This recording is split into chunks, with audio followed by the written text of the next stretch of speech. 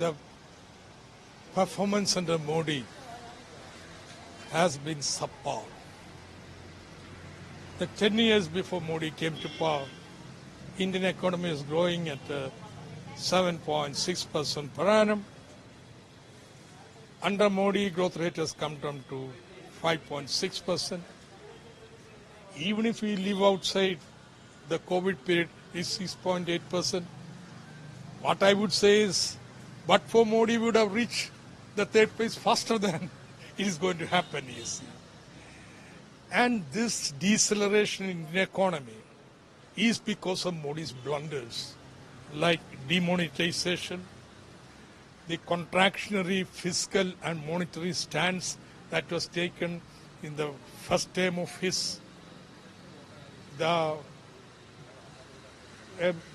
kind of policies that he pursued in the COVID, the stimulus, fiscal stimulus, was the lowest for India in the world countries. All this contributed to this outcome of deceleration of the economy. He alone is responsible for this because his economic decision makes a maverick here.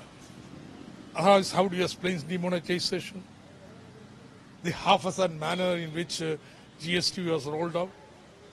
So, under him, the economy has come down.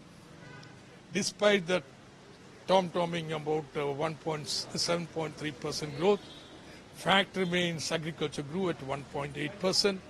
Industry's growth rate has been low. The private capital formation has come down.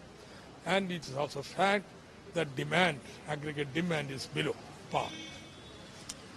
One would have expected the finance minister to take a expansionary stance. Instead, she has chosen a contractionary policy again.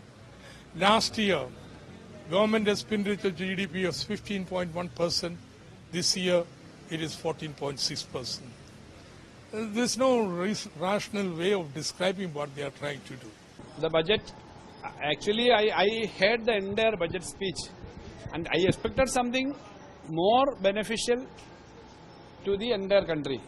We thought that there will be some more projects, some more schemes for more employment and economic activity. Since the world and India is facing some kind of economic slowdown because of many reasons, some kind of stimulation, some kind of activity, some kind of special schemes should be there. That is my opinion. And so that is what we expected. That is not there.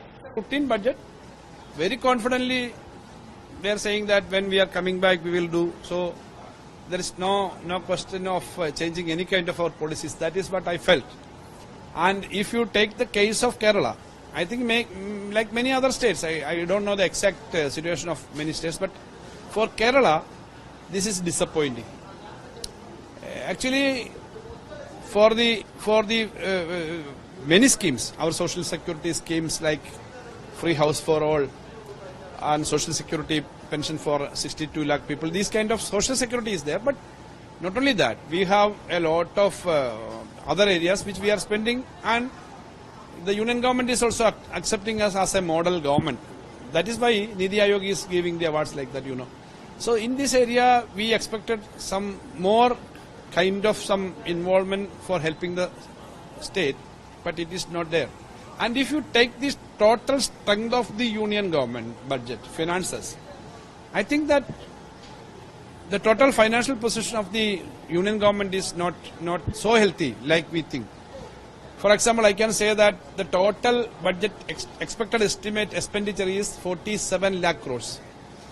And if you look into the total borrowing, it is coming around 17,000 crores. I think I have the accounts. It's 17 lakh. It is around 17 lakh, around 17 lakh crores. So 17 lakh crores is a huge amount, more than 35%, 36%. And if you take the total expenditure size, it is 47 lakh crores, and rounded it can be 48 lakh crores. And what is the total interest every year they are paying? It is 12 lakh crores, 25%.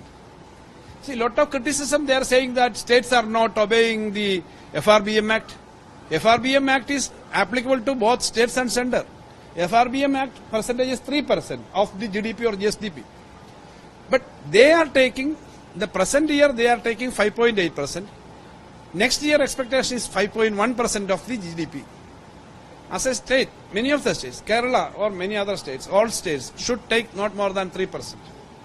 Last year, we took 3%, then they calculated as some earlier loans like KIFBI and some pension company, and we actually got only 2.5%.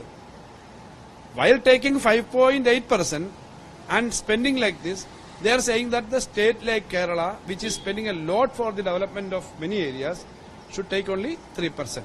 So this is not, practically, this is not a good approach to the states, because cooperative federalism and giving equal approach to all the states needs some more kind of intervention, especially in the capex, capital expenditure, employment generation schemes, everything, something more should be there. That is why I said, for the part of the state, we are not getting the, we are not that way satisfied with this thing, because this is disappointing.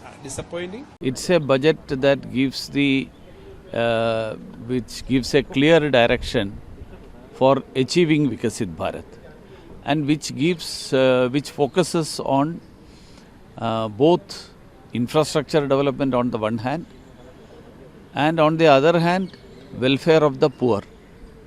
The Prime Minister's motto of women-led development, that also finds focus on that, especially in the case of 2 crore new houses for Pradhan Mantri Awas Yojana, which will be in the name of women.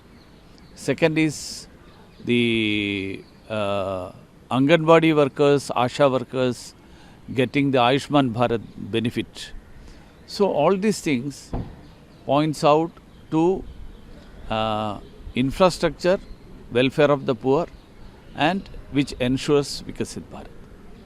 But the way opposition criticized this interim budget, that according to them this is nothing in this. Has any budget. time opposition has congratulated any point in the budget? So it is their duty to criticize.